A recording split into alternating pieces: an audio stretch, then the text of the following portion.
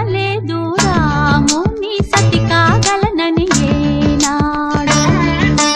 రాముడు అనుకోలేదు జానకి పతి కాగలనని ఆనాడు.